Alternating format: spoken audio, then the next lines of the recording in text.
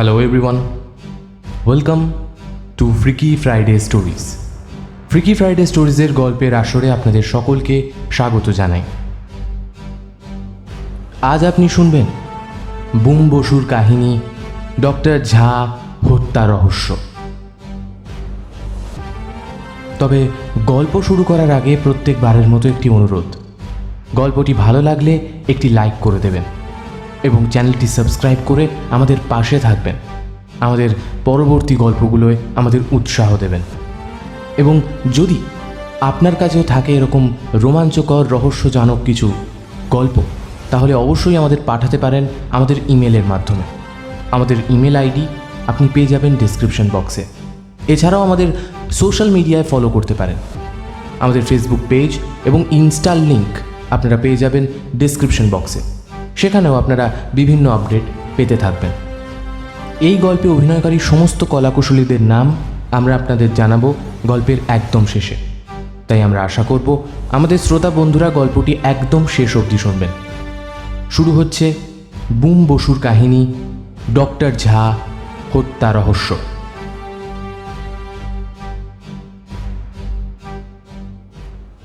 আমি ট্র্যাকস্যুটটা গায়ে গলিয়ে ঋষিকেশের ঘরে গিয়ে দেখি ও রেডি।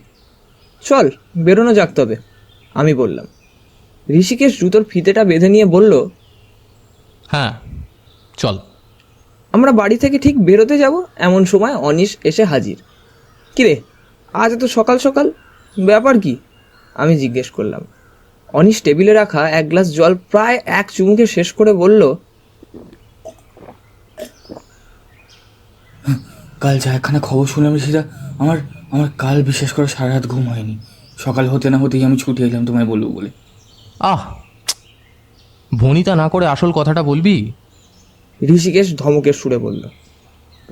আচ্ছা আচ্ছা চলো বেরিয়ে বলছি। আমরা বেরিয়ে পড়লাম। আজ ঠান্ডাটা একটু বেশিই লাগছে। কালী পুজোর পর থেকেই এই হাড়হিম করা ঠান্ডাটা পড়েছে। আমরা দৌড়তে দৌড়তে পার্কের সামনেটায় চলে এলাম। পার্কের ভেতরে ঢুকে একটা বেঞ্চে বসলাম আমরা। নে, এবার কি বলবি বল। ঋষিকেশ বলল। বলছি, কালই পেলাম খবরটা। তুমি তো জানোই বিগত বেশ কিছুদিন ধরে বিশ্বের বিভিন্ন জায়গায় এখন এইডসের প্রতিষেধক তৈরির চেষ্টা চলছে। গত গত পরশু অর্থাৎ বলো না 25শে নভেম্বর রাতে বিখ্যাত বৈজ্ঞানিক ডক্টর শ্যামসুন্দর ঝা এইডসের প্রতিষেধক ফর্মুলা তৈরি করে ফেলেন এবং তার প্রিয় বন্ধু ডক্টর অখিলেশ মজুমদারকে কথাটা ফোন করে জানানো। অখিলেশ মজুমদার সকালে ডক্টর ঝায়ের বাড়িতে তাকে অভিনন্দন জানাতে গিয়ে দেখেন ল্যাবের মেঝেতে ডক্টর ঝায়ের মৃতদেহ পড়ে আছে। তার গবেষণা সমস্ত জিনিস লণ্ডভণ্ড। অখিলেশ আঙ্কেল তারপর পুলিশকে ফোন করেন। আর সবচেয়ে আশ্চর্য জিনিস, ওই ওই ফর্মুলাটা জানো, ওই ফর্মুলাটা বেমালুম হাওয়া। অনিশ এক টানা বলে থামলো। ঋষিকেশ মন দিয়ে শুনছিল অনিশের কথা। বলিস কি রে, ওনাকে তো চিনি, এই তো সামনেই বাড়ি ওনার। বেশ ভালো মানুষ ছিলেন, কথাও হয়েছে বেশ কয়েকবার। এত বড় বিজ্ঞানী অথচ একটু অহংকার নেই। ইস, এমন ভালো মানুষটা এভাবে চলে গেলেন, আমি বিলাপ করলাম। আচ্ছা, ডক্টর ঝায়ের পরিবারে আর কে কে আছেন? ঋষিকেশ অনিশের দিকে তাকিয়ে জিজ্ঞেস করলো। আমি যতদূর জানি ওনার পরিবার আত্মীয় স্বজন বলতে সেরকম কেউ নেই। বুঝলাম। তবে আমার দুটো ব্যাপার একটু খটকা লাগছে। কী ব্যাপার ঋষিদা? প্রথমত, শ্যামসুন্দরবাবু এত গুরুত্বপূর্ণ একটা গবেষণা নিজের বাড়িতে কেন করছে? কোনো সরকার প্রদত্ত সেফ ল্যাব তো উনি ব্যবহার করতেই পারতেন, কেন করলেন না? আর এত বড় একজন বিজ্ঞানীর বাড়িতে নিশ্চয়ই কড়া সিকিউরিটির ব্যবস্থা আছে। তাহলে খুনি সেই কড়া সিকিউরিটি থাকা সত্ত্বেও বাড়ির ভেতর কি করে প্রবেশ করবে? তোমার প্রথম খটকাটা আমি দূর করতে পারি। আসলে ডক্টর ঝা গবেষণা সম্পর্কে একটু বেশি মাত্রায় গোপনীয়তা অবলম্বন করতেন, তাই তিনি সরকারি সাহায্য অবধি গ্রহণ করেননি। অনিশ বলল। আচ্ছা। ঋষিকেশ উত্তর দিল। হ্যাঁ, তো যেটা কথা হলো সেটা হচ্ছে অখিলেশ আঙ্কেল আমাদের ফ্যামিলি ফিজিশিয়ান। আমি ওনার সাথে কথা বলে রেখেছি, উনি তোমায় তদন্ত করে দেখতে বলেছেন। তদন্ত তো আমি করবই অনিশ, সে অখিলেশবাবু চাক বা না চাক। ঋষিকেশ বেশ দৃঢ়তার সাথে বলল। এদিকে আমার তো মাথায় কিছুই ঢুকছিল না, তার উপর পেটে খিদের চোটে ছুঁচোয় হকি খেলতে শুরু করেছে। তাই আর দেরি না করে আমরা বাড়ির দিকে রওনা দিলাম। পরের দিন অনিশ এলো বেশ প্রসন্ন মনে। আমি জিজ্ঞেস করলাম, কিরে এত খুশি কেন? আমি অখিলেশ আঙ্কেলের সাথে মিটিং ফিক্স করে নিয়েছি, কাল সকালে 10টার সময় ওনার বাড়িতে। আপত্তি নেই তো? অনিশ জিজ্ঞেস করলো। না না, আপত্তির তো প্রশ্নই নেই। কাল তবে এই 9টা নাগাদ তুই চলে আসিস। ঋষিকেশ বলল। একদম ক্রিস্টাল ক্লিয়ার। আচ্ছা আচ্ছা, আমি বেরোচ্ছি, বুঝলে আমার কলেজ যেতে হবে। কাল দেখা হচ্ছে তাহলে। অনিশ প্রায় ছুটে বেরিয়ে গেল ঘর থেকে। আমার মাথাতে সবই কেমন যেন তালগোল পাকিয়ে যাচ্ছিল। ব্যাপারগুলো একটু গুছিয়ে ভাবার চেষ্টা করছিলাম। বিখ্যাত বিজ্ঞানী এত বড় আবিষ্কার করলেন, নিজের সবচেয়ে কাছের বন্ধুকে ফোন করে জানালেনও খবরটা, কিন্তু সেই রাতেই তাকে তার নিজের বাড়িতেই কেউ হত্যা করলো, অথচ সিকিউরিটি কিছুই টের পেল না। এটাও কি সম্ভব? আচ্ছা, ঋষি একটা কথা বলল, ডাক্তার ঝা যে সেদিন নিজের গবেষণায় সফল হয়েছেন, এটা তো একমাত্র অখিলেশবাবু ছাড়া আর কেউ জানতেন না। তাছাড়া অনিশের কাছে ব্যাপারটা শুনে স্পষ্ট বোঝা যাচ্ছে যে হত্যাকারী ডাক্তার ঝায়ের চেনা কেউ। তা না হলে লুকিয়ে ওনার বাড়িতে প্রবেশ করে ওনাকে হত্যা করাটা নেক্সট টু ইম্পসিবল। তাহলে সমস্ত সন্দেহের সুচ কিন্তু এখন অখিলেশবাবুর দিকেই। আমি থামলাম। দেখ, এখন তো কাউকেই সন্দেহের বাইরে রাখা যাবে না। তবে খুনটা যেই করে থাকুক, তার মোটিভ ছিল ফর্মুলা চুরি করা, সে বিষয়ে কোনো সন্দেহ নেই। ঋষিকেশ বলল। ঋষিকেশ যে কিছু একটা ভাবছে সেটা তার নীরবতাই স্পষ্ট বুঝিয়ে দিচ্ছে। হঠাৎ ঋষি টেবিল থেকে মোবাইল তুলে নিয়ে কাকে যেন একটা ফোন করলো। হ্যালো হ্যালো, হ্যাঁ শুভময়, হ্যাঁ বলছি থানায় আছিস এখন? একটু সময় দিতে পারবি? গিয়ে বলছি সবটা। আচ্ছা আচ্ছা, হ্যাঁ আমি আসছি, তুই থাক। হ্যাঁ। ঋষি ফোনটা রেখে দিল। এই ফাঁকে বলে নি, শুভময় কলেজে আমাদের ব্যাচমেট ছিল, এখন ও লোকাল থানার ওসি। আর আমরা যে কিছুক্ষণের মধ্যেই ওর থানার জন্য রওনা দেব সেটা নিশ্চয়ই আর আলাদা করে বলে দিতে হবে না। আমরা ঠিক 12টা নাগাদ থানায় পৌঁছলাম। শুভময় অপেক্ষা করছিল আমাদের জন্য। আমাদের বসতে বলে ও 3টে চা আনতে বলল। তারপর আমাদের দিকে বেশ কৌতূহল মাথা চোখে তাকিয়ে বলল, কি ব্যাপার বলতো, হঠাৎ এরকম ফোন করে দেখা করতে চাইলি? সব ঠিক আছে তো? ডক্টর ঝা মার্ডার কেসটা সম্পর্কে কিছু সাহায্য চাই। ও আই সি, তুই তাহলে নিজেকে কেসটায় জড়াচ্ছিস? জড়িয়ে গেলাম বলতে পারিস। আচ্ছা বেশ, বল কি সাহায্য চাস? বেশি কিছু না, কেসের ফাইলটা একবার দেখব আর ডক্টর ঝায়ের বাড়িটা একবার দেখব। নো প্রবলেম, দুটোই হয়ে যাবে। এই বলে শুভময় বাইরের দিকে তাকিয়ে চেঁচিয়ে বলল, এই দয়ারাম, ডক্টর ঝা মার্ডার কেসের ফাইলটা নিয়ে এসো তো। কিছুক্ষণের মধ্যেই একটা রোগামতো কনস্টেবল এসে ফাইলটা দিয়ে গেল। ঋষি ফাইলটা মন দিয়ে দেখতে লাগলো, পাতা উল্টাতে উল্টাতে স্ট্রেঞ্জ কথাটি বেশ কয়েকবার বলল ঋষিকেশ। ফাইলটা দেখা শেষ করে ঋষি বলল, রেসপিরেটরি সেন্টারে নিডল ফুঁকিয়ে হত্যা করেছে। পোস্টমর্টেম রিপোর্ট তো তাই বলছে। শুভময় উত্তর দিল। রেসপিরেটরি সেন্টারটা কি? আমি অকপটে আমার অজ্ঞতা প্রকাশ করলাম। রেসপিরেটরি সেন্টার থেকে ঠিক ঘাড়ের কাছে চুলের লেয়ারটা যেখানে শেষ হচ্ছে সেখানে, এই স্থানে প্রপারলি নিডল ফোটাতে পারলে মৃত্যু অনিবার্য। শুভময় বলল। ও আরও যোগ করলো, আমার বিশ্বাস হত্যাকারী কোনো না কোনোভাবে মেডিকেল সায়েন্সের সাথে যুক্ত। এরম বিশ্বাসের কারণ? আমি কৌতূহল প্রকাশ করলাম। কারণ যে নিখুঁত পদ্ধতিতে হত্যাকার্যটা সম্পন্ন করা হয়েছে সেটা একমাত্র একজন মেডিকেল সায়েন্সের সাথে যুক্ত ব্যক্তির দ্বারাই সম্ভব। ঋষিকেশ ফাইলটায় চোখ বোলাতে বোলাতে বলল, তাহলে তো অখিলেশবাবুই কালপ্রিট। আমি চেঁচিয়ে উঠলাম। আমি আপাতত অখিলেশবাবুকে সন্দেহর বাইরেই রাখছি, কারণ ডক্টর ঝায়ের বাড়ির সিকিউরিটি গার্ডদের সাথে কথা বলে আমি জেনেছি যে হত্যার দিন অখিলেশবাবু একবারের জন্যেও ডক্টর ঝায়ের বাড়ি আসেননি। তবে ওই দিন ওই রাত 9টা পৌনে 10টা নাগাদ একজন মধ্যবয়স্ক ভদ্রলোক ওনার সাথে দেখা করতে এসেছিলেন।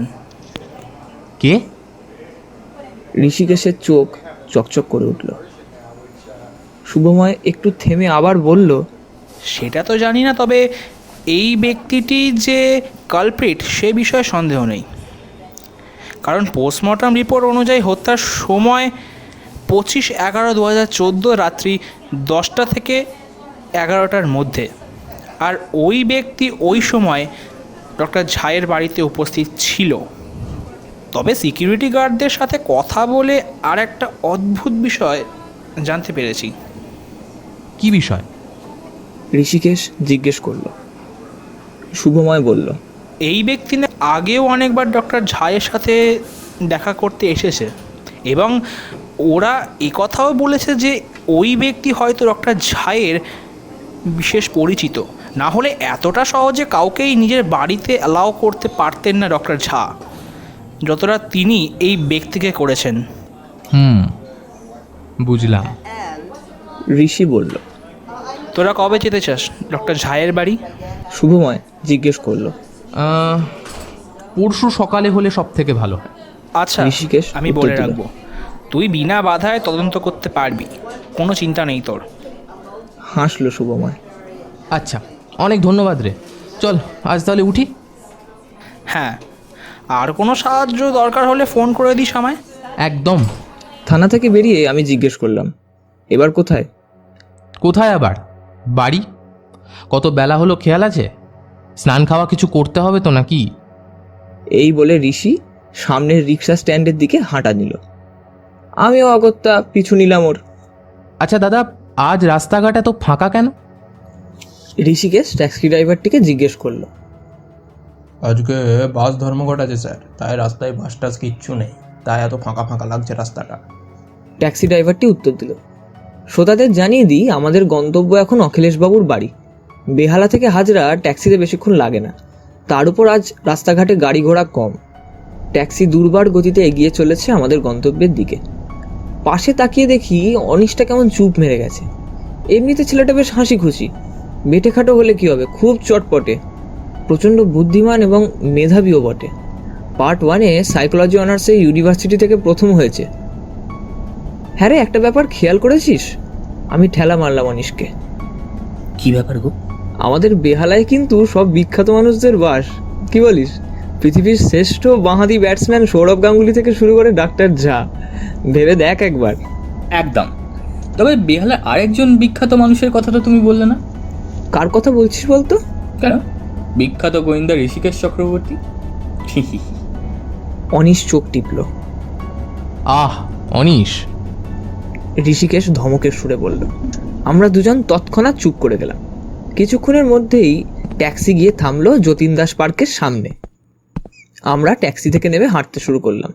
আজ আমাদের গাইড অনিশ, ওই আজ আমাদের চিনিয়ে নিয়ে যাবে অখিলেশবাবুর বাড়ি। এই এখান থেকে হেঁটে জাস্ট 5 মিনিট লাগবে। অনিশ বলল। বেশ কিছুটা হাঁটার পর আমরা একটি বড় 3তলা বাড়ির সামনে এসে থামলাম। আসুন, এটাই অখিলেশ আঙ্কেলের বাড়ি। অনিশ বলল। বাড়িটার নকশাটা একটু অদ্ভুত ধরনের, আদিকালের রাজবাড়ির মতো। এই ধরনের নকশা আজকালকার দিনের বাড়িগুলোতে তেমন দেখা যায় না। এই অদ্ভুত নকশার জন্যই বোধহয় বাড়িটিকে বাকি বাড়িগুলোর মধ্যে আলাদা করে চেনা যায়। বাড়িটা প্রায় 1 মানুষ সমান উঁচু পাঁচিল দিয়ে ঘেরা। আমরা কালো গেট ঠেলে ভেতরে ঢুকলাম। সদর দরজার সামনে গিয়ে অনিশ কলিং বেলটায় চাপ দিল। কিছুক্ষণের মধ্যেই একজন এসে দরজা খুলল। আপনারা ভেতরে এসে বসুন, স্যার আর 5 মিনিট বাদে নিচে আসবেন। লোকটি বলল। আমরা বাড়ির ভেতর ঢুকলাম। ঋষিকেশ নিজের হাত ঘড়িটা দেখলো একবার। 10টা বাজতে এখনো 5 মিনিট বাকি। অখিলেশ বাবু দেখছি মারাত্মক রকমের পাংচুয়াল। ঋষিকেশ বলল। প্রচণ্ড। উনি সব কিছুই একেবারে সময় মাফিক করা পছন্দ করেন। অনিশ নিজের সম্মতি জানালো। বসার ঘরটা বেশ বড়। ঘরের একদম মাঝামাঝি জায়গায় ছোট বড় মিলিয়ে মোট 6টা সোফা রাখা। 2টো সোফায় আমরা ভাগাভাগি করে বসলাম। দামি দামি আসবাবপত্র, মূর্তি এবং অ্যান্টিক শোপিস দিয়ে দিয়ে সুন্দর করে সাজানো ঘরটা। দেয়ালে বেশ কিছু পেন্টিংস আর ফটোগ্রাফও চোখে পড়ল। ঠিক কাঁটায় কাঁটায় 10টা নাগাদ অখিলেশবাবু নিচে এলেন। অখিলেশবাবুকে লম্বাই বলা চলে। উচ্চতা প্রায় 5 ফুট 8 হবে। বয়স 50-এর কাছাকাছি, 50-এর বেশিও হতে পারে। মুখটা একটু লম্বাটে, চোখে সোনালি ফ্রেমের চশমা। ওনার উপর আমার সেই প্রথম থেকেই সন্দেহ, আর সেই সন্দেহটা আজ আরও বেশি দৃঢ় হলো ওনার ফ্রেঞ্চ কাট দাড়িটা দেখে। ছোটবেলা থেকে পড়ে আসছি যে ফ্রেঞ্চ কাট দাড়ি মানেই কেস গোলমেলে। যাই হোক, উনি নেমে আসতেই আমরা ভদ্রতার খাতিরে উঠে দাঁড়ালাম। উনি হাতের ইশারায় আমাদের বসতে বললেন, নিজেও বসলেন। বলুন কি বলবেন, তবে একটু ফাস্ট। হ্যাঁ, আমায় ক্লিনিকে যেতে হবে একটু পরেই। অখিলেশবাবু বললেন। ঋষিকেশ কোনো রকম ভনিতা না করেই সোজা কাজের কথা শুরু করলো। অখিলেশবাবু, আমি আপনাকে কিছু প্রশ্ন করব। আশা করছি আমি সেই প্রশ্নগুলোর ঠিকঠাক উত্তর পাবো। নিশ্চয়ই, উল্টোপাল্টা বলার থাকলে তো আপনাকে ডাকতামই না। বলুন আপনার কি কি প্রশ্ন আছে। আচ্ছা, ঠিক আছে। ডক্টর ঝায়ের মৃত্যুর দিন ওনার সাথে আপনার কোনো রকম দেখা সাক্ষাৎ হয়েছিল? না, হয়নি, কিন্তু রাত 9:30 পৌনে 10টা নাগাদ ও আমায় ফোন করে। প্রচণ্ড খুশি হয়ে জানায় যে ও ওর গবেষণায় সফল হয়েছে। আমি ওকে অভিনন্দন জানাই এবং সকালে ওর বাড়ি যাব সেই কথাও জানাই। কিন্তু সকালে ওর বাড়িতে গিয়ে আমি শ্যামকে ওই অবস্থায় পাই। অখিলেশ নিজের মাথা নিচু করে নিলেন। বুঝলাম নিজের প্রিয় বন্ধুকে এরম আকস্মিকভাবে হারিয়ে উনি খুবই শোকাহত। তবে কি আমার সন্দেহ ভুল? যাই হোক, প্রশ্ন উত্তরে ফেরা যাক। বুঝলাম। আচ্ছা, ডক্টর ঝায়ের পরিবার, আত্মীয় স্বজন বলতে কে কে আছে? সেরকম কেউ নেই। যখন আমরা কলেজের ফার্স্ট ইয়ারে পড়ি তখন একটি প্লেন ক্র্যাশে ওর বাবা মা দুজনেই মারা যায়। থাকার মধ্যে এক ভাই আছে, আমেরিকায় থাকে। আমাদের যখন কলেজের লাস্ট ইয়ার তখন ওর ভাই আমেরিকা চলে যায়। শুনেছিলাম পাঙ্কদের দলে ভিড়েছে। শ্যাম চেষ্টা করেছিল রাকেশকে ফিরিয়ে আনবার, কিন্তু ও আসেনি। অখিলেশবাবু বললেন। আমি আর অনিশ কোনো কথাই বলছিলাম না, চুপচাপ শুনছিলাম সবটা। যাই হোক, ঋষিকেশ এবার পাল্টা প্রশ্ন করলো। রাকেশ? শ্যামের ভাই, পুরো নাম রাকেশ ঝা, যদিও তাকে সবাই রকি নামেই চিনত। তার সাথে কোনো যোগাযোগ রাখা সম্ভব হয়নি তাহলে? প্রথম দিকে তাও কম বেশি যোগাযোগ হতো, তবে বিগত বহু বছর ধরে রাকেশের সঙ্গে আর কোনো যোগাযোগ করা সম্ভব হয়নি। আচ্ছা, ডক্টর ঝা বিয়ে করেননি? না, আসলে কাজ নিয়ে সর্বক্ষণ ব্যস্ত থাকার দরুন সাংসারিক ব্যাপারগুলোকে ও আজীবন এড়িয়েই চলেছে। বুঝলাম। ঠিক আছে। আচ্ছা আচ্ছা আচ্ছা, হ্যাঁ, ডক্টর ঝায়ের কি কারোর সাথে কোনো রকম কোনো শত্রুতা ছিল? দেখুন, এত বড় বিজ্ঞানীর শত্রু যে থাকবে সেটাই স্বাভাবিক, তবে শ্যাম কখনো কারোর সঙ্গে যেটা শত্রুতা করেছে বলে আমার তো জানা নেই। অখিলেশবাবু বললেন। আচ্ছা, একটা শেষ প্রশ্ন অখিলেশবাবু। সেদিন যে ডক্টর ঝা নিজের গবেষণায় সফল হয়েছেন সেটা একমাত্র উনি আপনাকেই জানিয়েছিলেন, ঠিক? কিন্তু হত্যাকারী সে বিষয়ে কেমন করে অবগত হল? আমাকে সেটাই অবাক করছে। আচ্ছা, আপনি কি এ বিষয়ে কিছু বলতে পারবেন? দেখুন মিস্টার ঋষিকেশ, আপনি যদি শ্যামের মৃত্যুর ব্যাপারে আমায় সন্দেহ করে থাকেন তাহলে কিন্তু আপনি ভুল করছেন। অখিলেশবাবুর চোয়াল কঠিন হয়ে গেল। ঋষিকেশ হেসে বলল, দেখুন, ভুল কোনটা ঠিক কোনটা সেটা তো সময় বলবে না। আশা করি আপনার প্রশ্ন করার পালা এবার শেষ। অখিলেশবাবু উঠে দাঁড়ালেন, আমরাও উঠলাম। ঋষিকেশ বলল, হ্যাঁ, আচ্ছা ঠিক আছে, তাহলে আজ আমরা চলি অখিলেশবাবু। তবে দরকারে কিন্তু আবার আপনাকে বিরক্ত করব। অখিলেশবাবু সেরকম আর কিছু বললেন না। ওনার নীরবতাকেই আমরা ওনার সম্মতি হিসেবে নিয়ে সেখান থেকে প্রস্থান করলাম। ওনার বাড়ি থেকে বেরিয়ে আমরা বড় রাস্তার দিকে হাঁটা লাগালাম।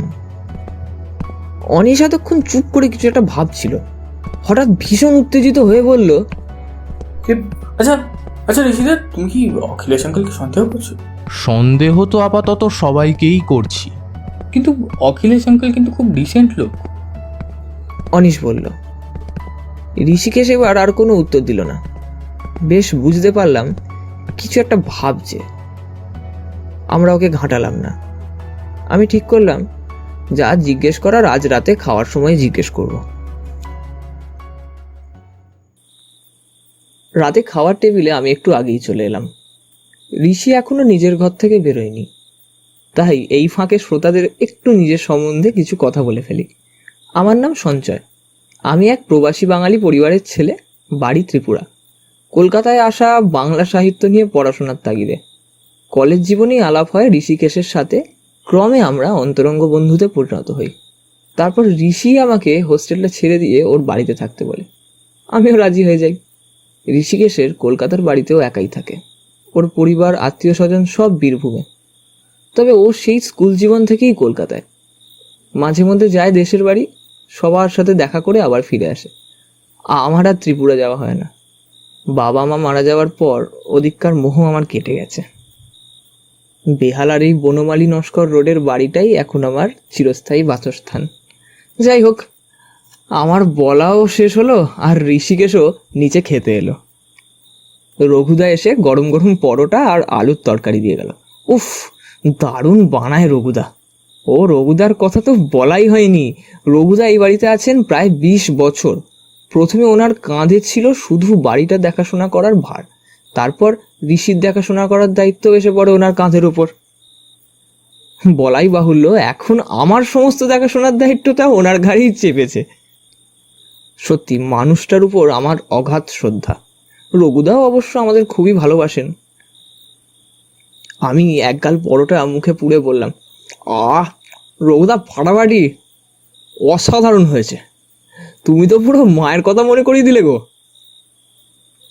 রঘুদা আমার কাছ থেকে নিজের এরম প্রশংসা শুনতে অভ্যস্ত, তাই সে কিছু না বলেই একগাল হাসতে হাসতে রান্নাঘরে চলে গেল। আমি ঋষিকেশের দিকে তাকিয়ে দেখি ওর খাওয়া দাওয়ায় মন নেই। কি একটা যেন ভেবেই চলেছে।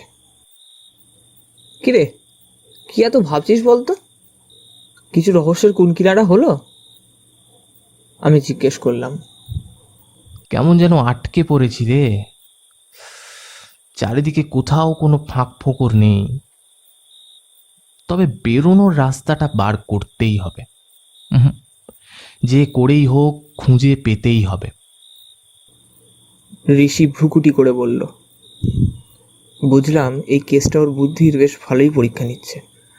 আমি কিছু একটা বলতাম, কিন্তু হঠাৎ ঋষির ফোনটা বেজে উঠল। ঋষি উঠে গিয়ে ফোনটা ধরল।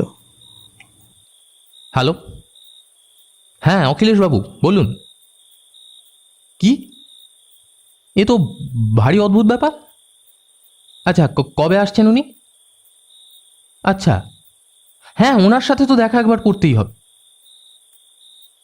হ্যাঁ ঠিক আছে, আচ্ছা ঠিক আছে, হ্যাঁ রাখুন রাখুন।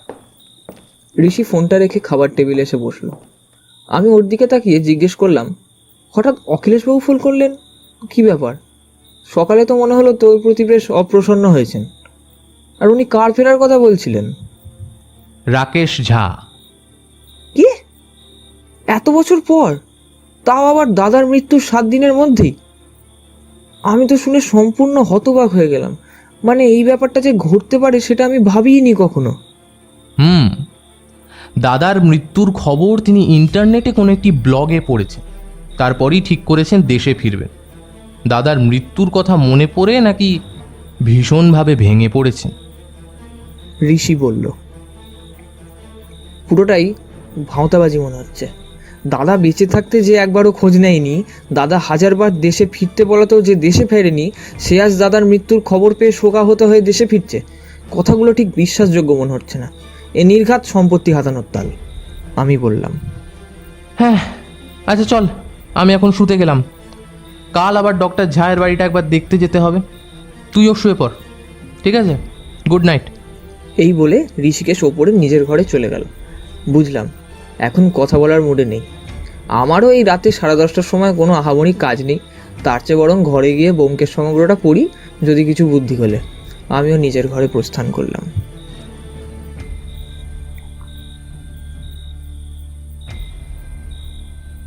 ডাক্তার ঝায়ের বাড়িটা কাছেই, 20 মিনিটের হাঁটা পথ। আজ আমরা তাই হেঁটেই এলাম। শীতের সকাল, তাই হাঁটতে বেশ ভালোই লাগছিল। ট্রাম ডিপো দিয়ে জেমস লং সরণিতে উঠে বাইপাস ধরে একটু হেঁটে গিয়ে বাঁ দিকে ঢুকলেই ডাক্তার ঝায়ের বাড়ি। বাড়িটার সামনে এসে তো আমি চক্ষু চড়ক গাছ। এত বড় বাড়িতে ডাক্তার ঝা একা থাকতেন, ভাবতেই অবাক লাগছে। বাড়িটা দোতলা হলেও এটাকে ছোটোখাটো বাংলো বলা চলে। বাড়ির সামনে ডান দিকে একটা বিশাল ফুলের বাগান, গোলাপ, ডালিয়া, গাঁদা, আরও কত কি, অর্কিডও আছে বেশ ভালো কিছু। সত্যি কত রং বেরঙের ফুল, দেখেও চোখের আরাম হচ্ছে। আর বাড়ির বাঁদিকটায় সবুজ ঘাসে সাজানো লন, দেখে মনে হচ্ছে এক্ষুনি এই লনেই উইম্বলডনের আসন বসবে। আমার আন্দাজ এই লনটি বোধহয় বাড়ির পেছন দিক অবধি বিস্তৃত।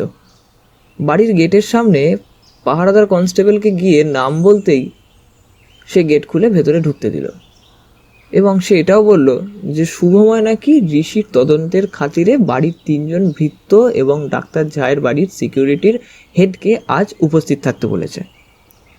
যাক, ভালোই হলো। শুভময়টা সত্যিই কাজের ছেলে। ঋষিকেশ বলল। আমরা সদর দরজার দিকে এগিয়ে গেলাম। সদরের সামনে দেখি 3 জন পুরুষ আর একজন মহিলা বেশ জড়সড় হয়ে দাঁড়িয়ে। কনস্টেবলটি বলল, স্যার, এদেরকেই স্যার থাকতে বলেছেন আপনার জিজ্ঞাসাবাদের জন্য। ঋষিকেশ সবার দিকে একবার চোখ বুলিয়ে বলল, আচ্ছা ঠিক আছে, আমরা বাড়ির ভেতরটা একবার আগে দেখব, তারপর এনাদের যা জিজ্ঞেস করার করব। ঠিক আছে স্যার, কোনো প্রবলেম নেই, আপনার যা ইচ্ছে আপনি ভেতরে যান, আমি এদের দেখছি। কনস্টেবলটি বলল। আমরা বাড়ির ভেতরে ঢুকলাম। ঢুকেই প্রথমে বসার ঘর। ঘরটি বিশাল। ঘরের দেয়ালে পৃথিবীর বিখ্যাত সব বিজ্ঞানীদের ছবি, বেশ কিছু দামি পেন্টিংসও আছে। তাছাড়া দামি আসবাবপত্রগুলি ঘরটিকে বেশ দৃষ্টিনন্দন করে তুলেছে। নিচের তলায় আরও বেশ কিছু ঘর চোখে পড়ল। বাবা, বসার ঘরে তো একেবারে ফুটবল খেলা যাবে গো সঞ্জয়দা। অনিশ বিস্তৃত দৃষ্টিতে চারদিকে তাকাতে তাকাতে বলল।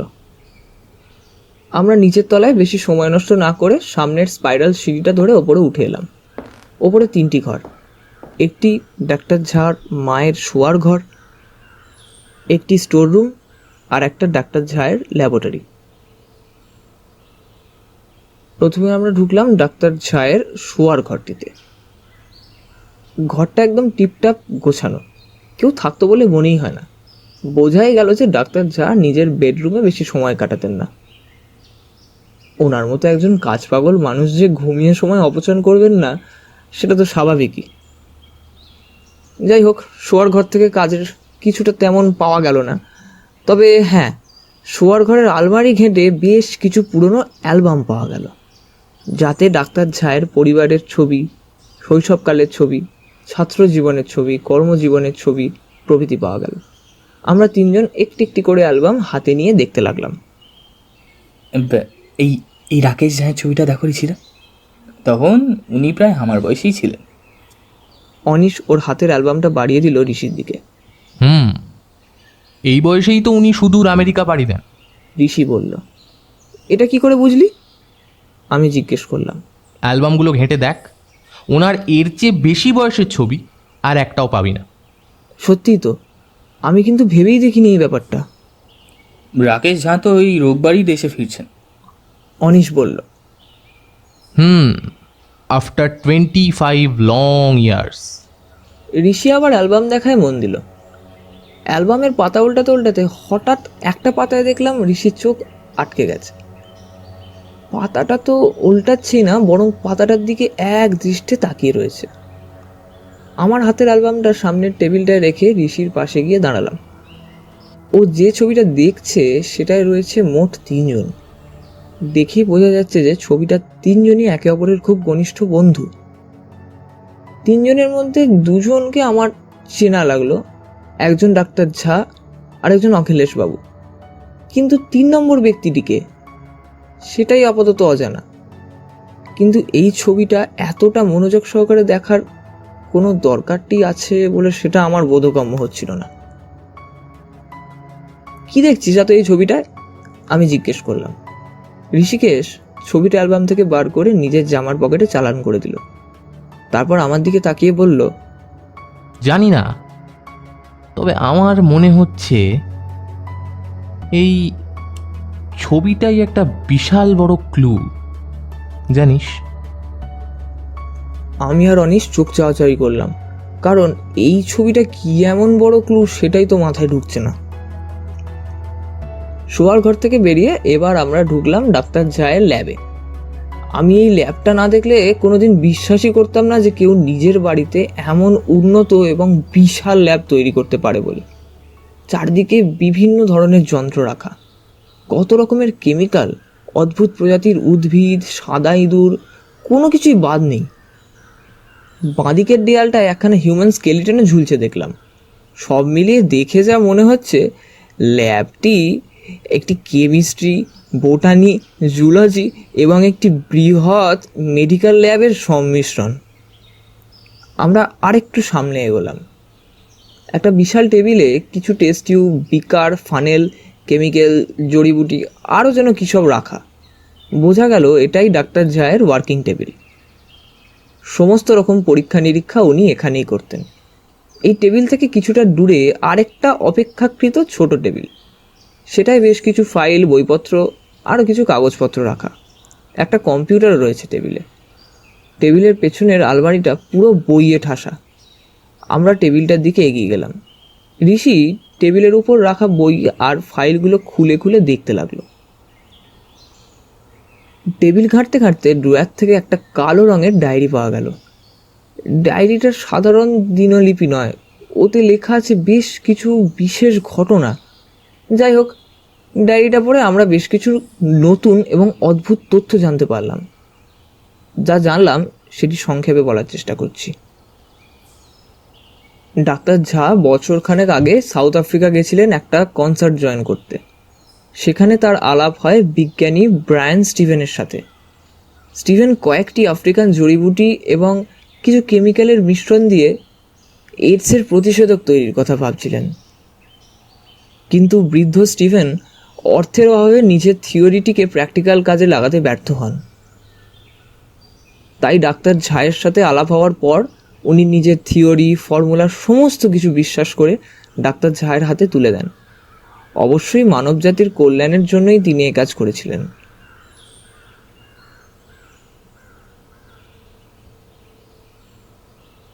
কিন্তু এই ঘটনার কয়েকদিন পরেই ডাক্তার ব্রায়ান স্টিভেনসনের হৃদরোগে মৃত্যু হয়।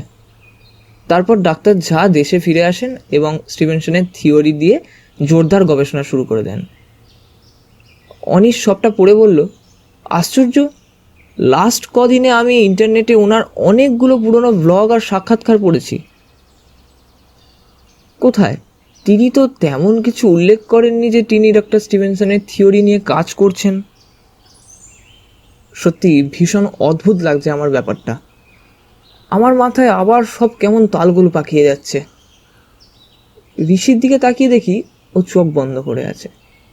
তারপর হঠাৎ চোখ খুলে হন হন করে বাইরের দিকে একটা হাঁটা দিল ঋষি। আমরা ওর পিছু নিলাম। বাইরে এসে আমরা ভৃত্য 3 জন আর সিকিউরিটি হেডের সাথে বেশ কিছুক্ষণ কথা বললাম। বলা বাহুল্য, ওদের সাথে কথা বলে সেরম কোনো নতুন তথ্য জানা গেল তা নয়, সব পুরনো কথাগুলোই ওরা পাখি পড়ার মতো করে বলতে লাগলো। ওদের সাথে কথা শেষ করে আমরা ডাক্তার জায়ের বাড়ি থেকে বেরিয়ে পড়লাম।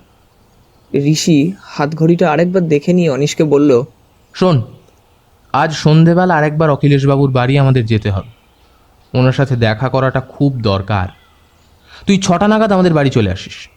আচ্ছা ঠিক আছে, তাহলে আমি বরং অখিলেশ আঙ্কেলকে ফোন করে বলে রাখবো যে আমরা আসছি। বেশ, তবে তাই করিস, আর ঠিক সময় চলে আসিস, দেরি করিস না, ঠিক আছে? আরে চিন্তা করো না, আমি ঠিক সময় চলে আসবো। অনিশ ঋষিকে আশ্বস্ত করল। আজ ঋষিকে খানিকটা উত্তেজিত মনে হচ্ছে। যাই হোক, অনিশ বেহালা থানা থেকে আমাদের অটোয় তুলে দিয়ে বাড়ির দিকে পা বাড়ালো। ছোটবেলায় একটা বই পড়েছিলাম, সেই বইটার নাম আজ খুব মনে পড়ছে, পাতায় পাতায় রহস্য। আমরা 7টা নাগাদ পৌঁছলাম অখিলেশবাবুর বাড়ি। অখিলেশবাবুর পরনে আজ সাদা সুতির পাঞ্জাবি। অখিলেশবাবুর চোখে আজ অপ্রসন্নতার জায়গায় কৌতূহল লক্ষ্য করলাম। অনিশে আমায় ফোন করে জানিয়েছিল যে আপনি আসবেন। বলুন, কি বলবেন? আপনি কি জানতে পেরেছেন যে কে বা কারা খুন করেছে শ্যামকে? অখিলেশবাবু নিজেই কথা শুরু করলেন। না, আপাতত জানতে পারিনি অখিলেশবাবু, তবে জানার চেষ্টা করছি। আচ্ছা, এই এই এই ফটোটা একবার দেখুন তো। এতে একজন আপনি, একজন শ্যামবাবু, আর একজনকে। ঋষি পকেট থেকে ছবিটা বের করে অখিলেশবাবুর সামনে ধরল। ছবিটা দেখেই অখিলেশবাবুর মুখটা কেমন কঠিন হয়ে গেল। কিছুক্ষণ চুপ থাকার পর উনি শুরু করলেন। ও সুমন্ত, সুমন্ত দেবরায়। কলেজ জীবনে আমি, শ্যাম আর সুমন্ত খুব ভালো বন্ধু ছিলাম। পড়াশোনা থেকে শুরু করে খাওয়া দাওয়া সবই আমরা একসঙ্গেই করতাম। কিন্তু কলেজের লাস্ট ইয়ারে সুমন্তকে রাস্ট্রিকেট করা হয়। কি কারণে? আমি জিজ্ঞেস করলাম। ও ফাইনাল পরীক্ষার কোশ্চেন পেপার লিক করতে গিয়ে ধরা পড়েছিল। আমি সত্যিই জানি না ও এই কাজ কেন করেছিল। ও কিন্তু অত্যন্ত ভালো স্টুডেন্ট ছিল। স্ট্রেঞ্জ। ঋষি বলল। ব্যাপারটা আমারও স্ট্রেঞ্জ লেগেছিল, তবে আরও বেশি স্ট্রেঞ্জ লেগেছিল যখন ও নিজের দোষটা শ্যামের ওপর দেওয়ার চেষ্টা করেছিল। সে কি? আমি সেদিন আপনার চেয়েও অনেক বেশি অবাক হয়েছিলাম মিস্টার ঋষিকেশ। যাই হোক, তারপর ওর সঙ্গে আমরা আর কোনো যোগাযোগ রাখিনি। যে বন্ধুত্বের দাম দেয় না সে বন্ধুর নামে কলঙ্ক। অখিলেশবাবু মুখটা অন্যদিকে ঘুরিয়ে বললেন কথাটা। আচ্ছা, সুমন্তবাবু থাকতেন কোথায়? মানে ওনার ঠিকানাটা যদি একটু দেন। ঋষিকেশের পাল্টা প্রশ্নে ঘুরে থাকালেন অখিলেশবাবু। ও থাকতো শ্যামবাজারে। ঠিকানাটা এত বছর পরে আমার আর মনে নেই। বাড়িটাও বোধহয় এখন আর চিনতে পারবো না। বুঝলাম। আচ্ছা, আপনারা কোন মেডিকেল কলেজে পড়েছেন? Calcutta medical college, batch 1985। অনেক ধন্যবাদ অখিলেশবাবু, সত্যিই বড় উপকার হলো। শ্যামের মৃত্যুর জন্য যে দায়ী তাকে খুঁজে বের করবার জন্য আমি আপনাকে সমস্ত রকমের সাহায্য করতে রাজি মিস্টার ঋষিকেশ। অখিলেশবাবু রুমাল দিয়ে চশমাটা মুছতে মুছতে বললেন। আমরা উঠলাম। অনিশটা আজকাল খুব ভালো শ্রোতা হয়েছে, মন দিয়ে শোনে সব কিছু, কথাও সেরম বলে না। আজও চুপচাপ বসে ঋষি আর অখিলেশবাবুর সমস্ত কথোপকথন মন দিয়ে শুনল এবং প্রত্যেকটা পয়েন্ট নিজের ডায়েরিতে নোট করে নিল। আমরা যখন অখিলেশবাবুর বাড়ি থেকে বেরোলাম তখন প্রায় 8:30 বাজে। এদিকে আমার তো শীতে দাঁত কবাটি লেগে যাওয়ার উপক্রম। চল অনিশ, সামনে সিসিডিতে বসে একটু গরম গরম কফি খাওয়া যাক, ঠান্ডায় বেশ জমবে। কি বলিস সঞ্চয়? ঋষি আমাদের দিকে তাকিয়ে ভুরু নাচালো। আমি যেন হাতে স্বর্গ পেলাম। মনের কথাটাই বললি রে ঋষি, আপ্লুত হয়ে বললাম আমি। অনিশ ইয়াহু বলে হাতটা শূন্যে ছুঁড়ল। সিসিডিটি ঢুকে আমরা 3টে কফি অর্ডার করলাম। আহা, কফিতে প্রথম চুমুকটা দিতেই প্রাণটা যেন জুড়িয়ে গেল। ঋষি কফির কাপটা টেবিলে রেখে অনিশকে জিজ্ঞেস করলো, বলতো অনিশ, পিপিলিকার কখন পাখা গজায়? অনিশ সবে একটা চুমুক দিতে যাচ্ছিল, থেমে গিয়ে বলল, মরিবার তরে। বলে সে কফিতে মন দিল। মানুষ নিজের ধ্বংসের প্রাক্কালে এমন কিছু ব্লান্ডার করে বসে না, যা নীরবে বুনে দেয় তার ধ্বংসের বীজ। ঋষিকেশ বলল। হঠাৎ এ কথা বললি যে? আমি জিজ্ঞেস করলাম। ঋষি আর কোনো উত্তর দিল না। আমিও আর বেশি ঘাঁটালাম না ওকে। এদিকে সিসিডি এখন জর্জ বেসনের nothing's gonna change my love for you এর সুরে মোহময়। আমিও নিজেকে ভাসিয়ে দিলাম সেই সুরে।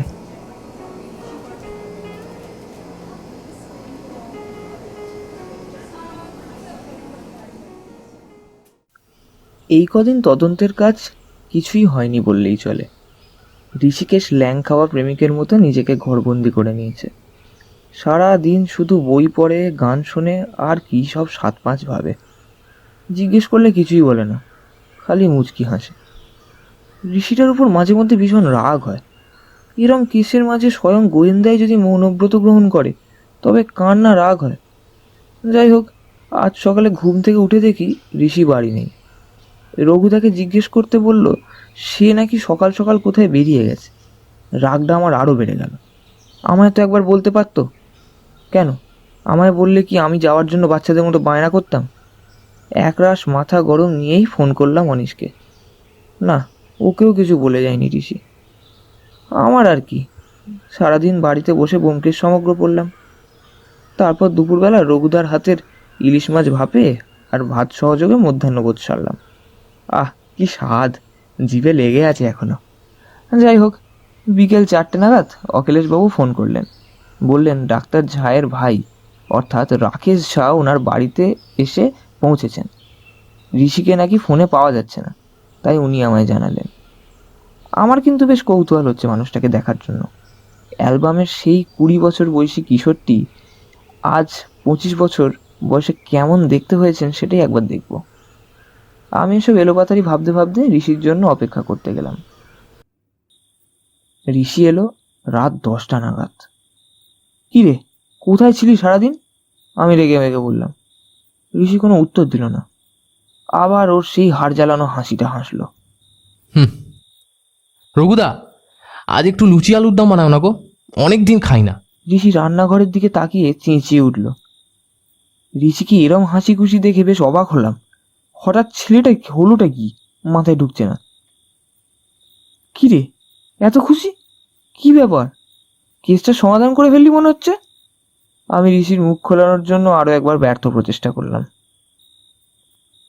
ঋষি আমার দিকে তাকিয়ে বলল, তোর সব প্রশ্নের উত্তর কাল অখিলেশবাবুর বাড়িতে সবার সামনে পেয়ে যাবি, বুঝেছিস? আর কোনো কথা আমাকে জিজ্ঞাসা করবি না। আমি বুঝলাম কেসের কিনারা হয়ে গেছে। এবার স্টেজে পর্দা ওঠার পালা। আজ রাতে আমার আর ঘুম হবে না, তবুও চেষ্টা তো করতেই হবে। আমি আমার ঘরের দিকে পা বাড়ালাম। আমরা এখন বসে অখিলেশবাবুর বাড়ির বসার ঘরে। আমরা 3জন ছাড়াও রয়েছে শুভময় এবং আরও 2জন ইন্সপেক্টর। আমাদের ঠিক সামনে বসে আছেন অখিলেশবাবু, তার ঠিক পাশেই বসে আছেন রাকেশ ঝা। অ্যালবামের সেই ফটোর সাথে কোনো মিল পেলাম না। রাকেশবাবুর গালে একরাশ কালো দাড়ি, ঘাড় অবধি লম্বা চুল, সুঠাম দেহ, গায়ে একটা লেদার জ্যাকেট। বসে আছেন বলে উচ্চতাটা ঠিক বোঝা গেল না। যাই হোক, অখিলেশবাবু প্রথমেই আমাদের সাথে রাকেশবাবুর আলাপ করিয়ে দিলেন। রাকেশবাবু হাত জোর করে আমাদের নমস্কার জানালেন। এত বছর আমেরিকায় থাকা সত্ত্বেও বাঙালি আদব কায়দা কিছুই বলেননি দেখছি। বেশ ভালো লাগলো আমার। মিস্টার ঋষিকেশ, আপনি বলুন কি বলবেন। অখিলেশবাবু বললেন। ঋষিকেশ একটু নড়ে চড়ে বসলো, তারপর শুরু করলো। হ্যাঁ, এবার তাহলে শুরু করা যাক। আচ্ছা, আমি একদম প্রথম থেকে শুরু করছি। 25শে নভেম্বরের রাতে ডক্টর ঝা এডসের প্রতিষেধক ফর্মুলা আবিষ্কার করলেন, কিন্তু সেই রাতেই তার নিজের বাড়িতে তার ঘাড়ে আরও স্পেসিফিক্যালি বললে রেসপিরেটরি সেন্টারে নিডল ফুটিয়ে হত্যা করা হয়। যে হত্যাকারী সে অবশ্যই মেডিকেল সায়েন্সের, নয়তো এ হত্যাকার্যকে এত নিখুঁতভাবে সম্পন্ন করা সম্ভব নয়। আমরা এটাও জানতে পেরেছি যে একজন ব্যক্তি মাঝে মধ্যেই ডক্টর ঝায়ের সাথে দেখা করতে আসতেন, যিনি নাকি আবার ডক্টর ঝায়ের বিশেষ পরিচিতও ছিলেন। কিন্তু সবচেয়ে বড় কথা হচ্ছে ওই ব্যক্তি হত্যার সময় ডক্টর ঝায়ের বাড়িতে উপস্থিত ছিলেন। সুতরাং এটাও পরিষ্কার যে খুন এবং ফর্মুলা চুরি দুটোই ডক্টর ঝায়ের ওই বিশেষ পরিচিত ব্যক্তিই করেছিলেন। ঋষি একটু থামলো, তারপর আবার শুরু করলো। এবার চলুন একটু ফ্ল্যাশব্যাকে যাওয়া যাক, ঠিক আছে? Calcutta medical college, 1985 batch. Sam, Akhilesh আর সুমন্ত 3জন খুব ভালো বন্ধু। পড়াশোনা, আড্ডা এসবের মাঝে ভালোই কাটছিল। কিন্তু কলেজের ফাইনাল ইয়ারে কোয়েশ্চেন লিক করতে গিয়ে ধরা পড়ে সুমন্ত। তাকে কলেজ থেকে রাস্টিকেট করা হয়। তবে আমার দৃঢ় বিশ্বাস যে সুমন্তকে ফাঁসানো হয়েছিল এবং ফাঁসিয়েছিলেন তার সবচেয়ে কাছের বন্ধু স্যাম। অখিলেশবাবু দাঁড়িয়ে পড়লেন। আমি যা তা বলতে অভ্যস্ত নই অখিলেশবাবু, এটা আপনি খুব ভালো করে জানেন। ডক্টর ঝা আর যাই করুন, ওনাকে সৎ বলা চলে না। ঋষি দৃঢ় কণ্ঠে বলল। অখিলেশবাবু আবার বসে পড়লেন সোফায়। ঋষি আবার বলতে শুরু করলো। এত বছর পর তথাকথিত বন্ধুর পাহাড় প্রমাণ খ্যাতি দেখে সুমন্ত দেব রায় জ্বলে ওঠেন। কেন জ্বলে ওঠেন? প্রতিশোধ নেওয়ার জন্য। আমার অনুমান তারপর সুমন্তবাবু ডক্টর ঝাকে ব্ল্যাকমেল করতে শুরু করেন এবং প্রত্যেক মাসে ডক্টর ঝায়ের বাড়ি উনি টাকা নেওয়ার জন্যই যেতেন। 25 তারিখ রাতেও সুমন্তবাবু গেছিলেন টাকা নেওয়ার জন্য, কিন্তু সেদিন তিনি ডক্টর ঝাকে হত্যা করে ওনার ফর্মুলা চুরি করেন। তার মানে সুমন্তবাবুই সেই ব্যক্তি যিনি ডাক্তার ঝায়ের কাছে মাঝে মধ্যেই যেতেন? আমি জিজ্ঞেস করলাম। তবে এখনো কিছু প্রশ্ন থেকেই যাচ্ছে। প্রথমত, ডক্টর ঝা সেদিন নিজের গবেষণায় সফল হয়েছিলেন, সে কথা সুমন্তবাবু জানলেন কি করে? আর দ্বিতীয়ত এবং সব থেকে গুরুত্বপূর্ণ প্রশ্ন, সোনার ডিম দেওয়া মুরগিকে হত্যা করার মতো বোকামি সুমন্তবাবু করলেন কেন? ঋষি থামল। শুভময় প্রশ্ন করল। গুড প্রশ্ন শুভময়, খুব ভালো প্রশ্ন করেছিস। এই প্রশ্নগুলোর উত্তর আমরা পাবো কি করে? এই প্রশ্নগুলোর উত্তর আমাদের দেবেন মিস্টার রাকেশ ঝা। ঋষিকেশ রাকেশবাবুর দিকে তাকিয়ে বলল, হোয়াট রাবিশ! আমি কি করে দেব? এই শীতের সন্ধেবেলায়ও রাকেশবাবুর কপালে বিন্দু বিন্দু ঘাম লক্ষ্য করলাম। ঋষি মুচকি হেসে বলল, সেই তো, হাট, এই প্রশ্নগুলোর উত্তর দেওয়া রাকেশ ঝায়ের পক্ষে কোনোভাবেই সম্ভব না। তো তবে মিস্টার সুমন্ত দেব রায়ের পক্ষে এই প্রশ্নগুলোর উত্তর দেওয়া বেশ সহজই হবে, কি বলেন সুমন্তবাবু? সুমন্ত? আঁতকে উঠলেন অখিলেশ। কে সুমন্ত? আমি সুমন্ত নই। আমি কোনো সুমন্ত টুমন্ত কাউকে চিনি না।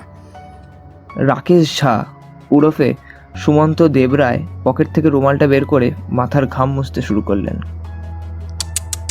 বোকামি করে ফেললেন সুমন্তবাবু, বড্ড বোকামি করে ফেললেন।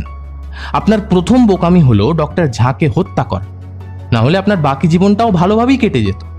আর আপনার দ্বিতীয় বোকামি হলো রাকেশ ঝায়ের ছদ্মবেশ নিয়ে এখানে আসা। আচ্ছা, আপনি তো নিজেকে এত বুদ্ধিমান ভাবেন, কিন্তু আপনি এটুকু ভাবলেন না যে পুলিশের পক্ষে যে কোনো ফ্লাইটের প্যাসেঞ্জার লিস্ট চেক করাটা কোনো ব্যাপারই না। আর আপনি যে ফ্লাইটে এসেছেন বলে দাবি করছেন, সেই ফ্লাইটের প্যাসেঞ্জার লিস্টে রাকেশ ঝা নামক কোনো প্যাসেঞ্জার নেই সুমন্তবাবু।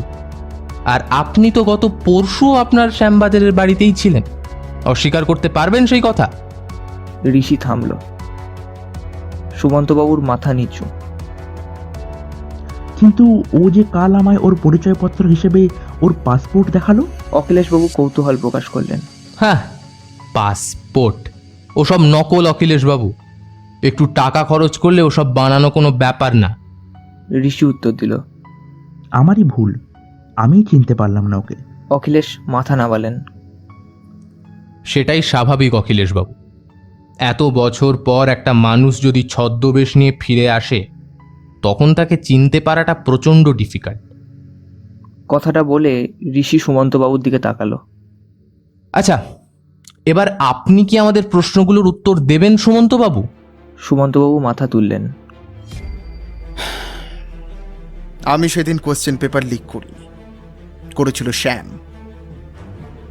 আমি ব্যাপারটা জানতে পেরে যাই। তারপর যখন ব্যাপারটা জানাজানি হয়ে যায়, তখন ধরা পড়ে যাবার ভয়ে ও আমার ঘাড়ে সমস্ত দোষ চাপিয়ে দেয়। আমি সেদিন বারবার করে বলেছিলাম যে আমি নির্দোষ, কিন্তু কেউ শুনিনি আমার কথা। সেদিন আমাকে কলেজ থেকে বের করে দেওয়া হয়। আমার কেরিয়ারটা পুরোপুরি নষ্ট হয়ে যায়।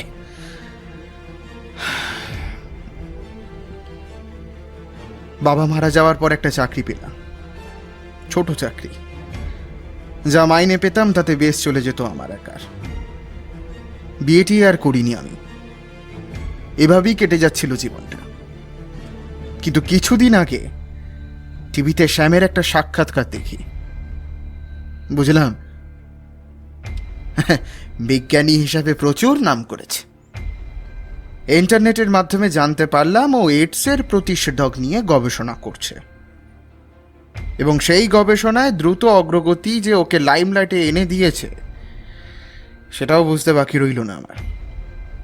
ঠিক করলাম প্রতিশোধ নেব, চাকরিটা ছেড়ে দিলাম।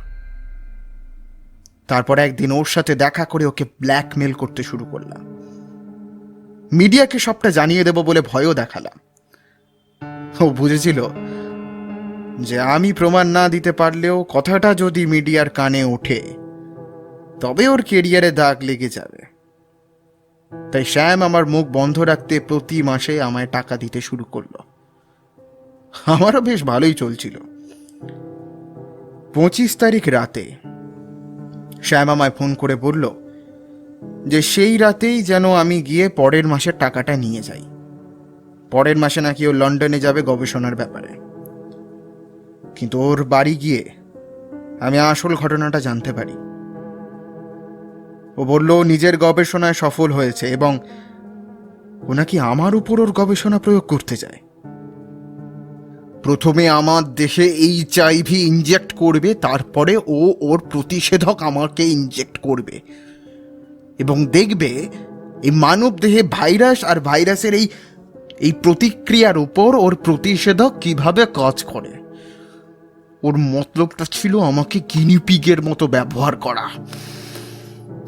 মাথায় হঠাৎ আগুন জ্বলতে লাগলো।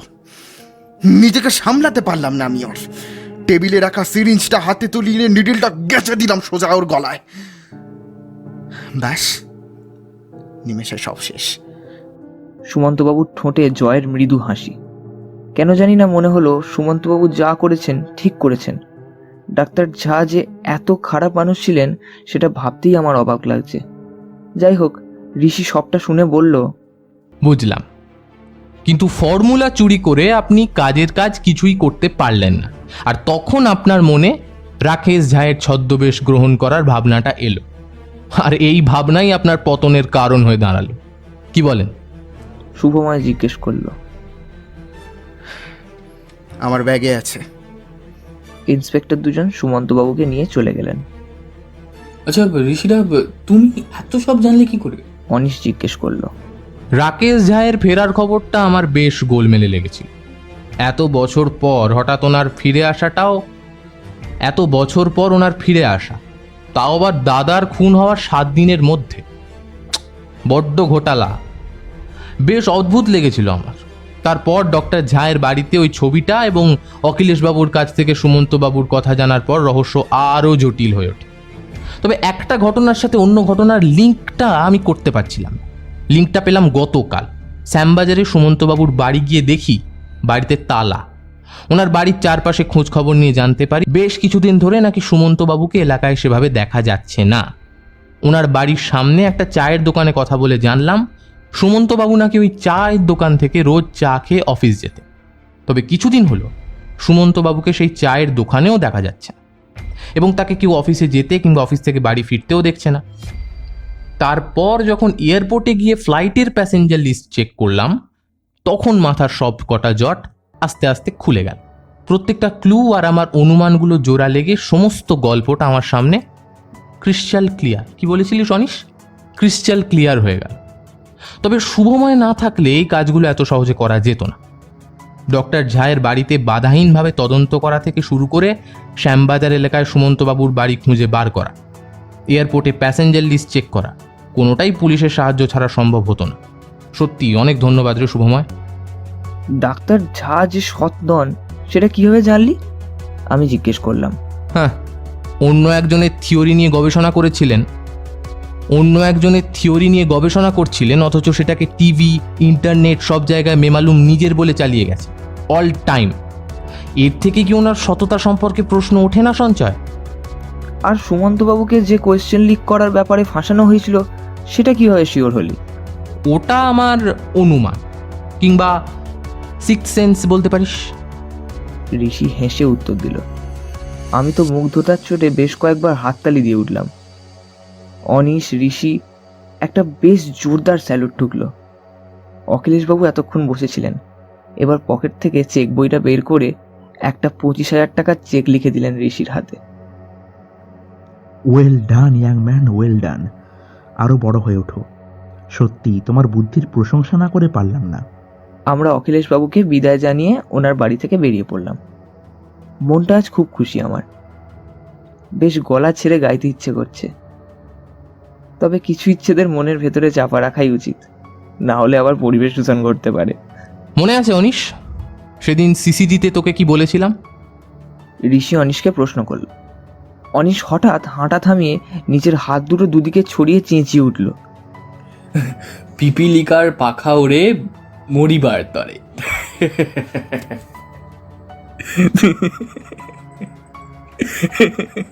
হো হো করে হেসে উঠল ওরা দুজন। আমি বা আর বাদ যাই কেন, আমিও হেসে উঠলাম ওদের সাথে।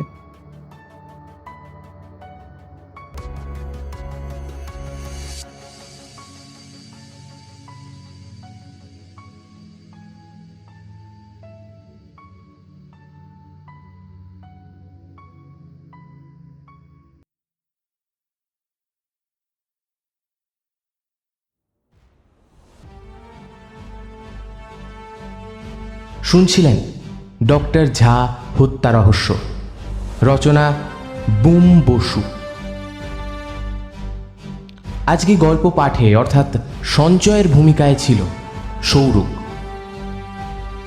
ঋষিকেশের চরিত্রে আমি সায়ন্তন, অনিশের চরিত্রে আর্য, ইন্সপেক্টর শুভময়ের চরিত্রে সায়ন, অখিলেশের চরিত্রে ছিলেন story with Ori YouTube channel থেকে অরিজিৎ, রাকেশ ঝায়ের চরিত্রে হররস্কোপ ইউটিউব চ্যানেল থেকে রক্তিম। এছাড়াও ট্যাক্সি চালকের ভূমিকায় সুপ্রভ এবং ভৃত্যের ভূমিকায় সৌমিক। স্টোরি উইথ অরি এবং হররস্কোপের লিঙ্ক আমরা দিয়ে দেব আমাদের ডেসক্রিপশন বক্সে। এই দুটি ইউটিউব চ্যানেলকে সাবস্ক্রাইব করতে একদম ভুলবেন না, কারণ অডিও স্টোরি শুনতে যদি আপনারা পছন্দ করেন তাহলে এই দুটো চ্যানেল অবশ্যই ভিজিট করুন। আবহ সঙ্গীত ও স্পেশাল এফেক্টসে আর্য, পোস্টার ডিজাইন শুভজিৎ, সমগ্র পরিচালনা ও পরিবেশনা টিম ফ্রিকি ফ্রাইডে স্টোরিজ।